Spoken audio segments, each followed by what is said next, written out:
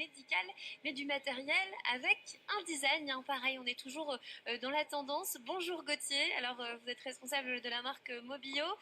Qu'est-ce que vous proposez ici? Vous me disiez tout à l'heure, les maîtres mots, c'est ergonomie, mais aussi design. Tout à fait. On essaie de trouver des produits qui sont des aides à la marche, en fait, qui sont ergonomiques et design. Le but, c'est d'avoir des produits innovants, d'offrir une alternative par rapport au rollator standard et d'essayer de trouver des choses qui sont, si possible, élégantes et belles. Question de déstigmatiser un peu le pas vers un rollator.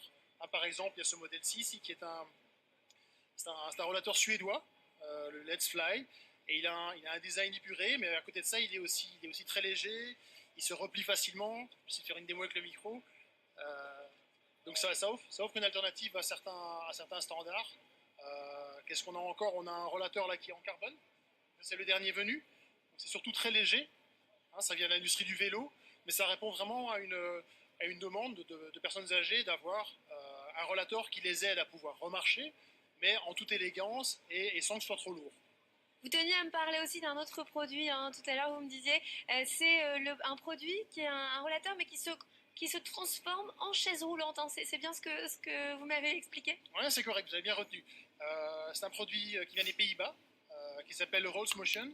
Et en fait, c'est un rollator, comme vous le dites, qui peut se transformer en fauteuil de transfert. Alors, ça offre une solution pour les personnes qui ont des problèmes pour marcher, donc qui ont besoin d'un rollator, et qui savent faire juste des petites distances, qui pour des plus grandes distances ont un peu peur de ne pas arriver au bout, et normalement, alors, ils doivent prendre un fauteuil roulant pour pouvoir faire toute promenade. C'est un peu dommage, parce que ces personnes savent encore marcher un petit peu, et pourraient marcher une partie de la promenade avec le rollator s'ils ont une solution pour la continuer. Donc je vais montrer comment ça se marche. Tout à fait, montrez-nous. Si on est en mode rollator, je règle les poignets en hauteur, je vais commencer ma promenade, je vais essayer de pas aller trop vite pour le micro. Si à un moment je fatigue quand même, je demande à mon accompagnateur de transformer le rollator en fauteuil.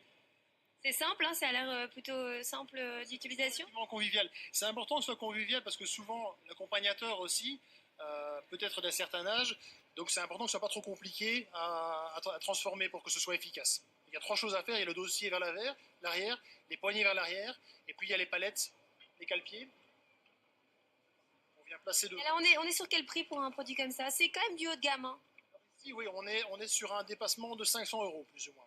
Hein, c'est un produit qui sort à 874 et il y a un remboursement mutuel de 356, donc c'est plus ou moins un dépassement de 500 euros pour une combinaison rollator fauteuil. C'est les deux en un, surtout pour les personnes actives encore. Merci Gauthier. Le salon donc se tient jusqu'à vendredi et il y a également des conférences, des animations, voilà, pendant 2 jours. Alors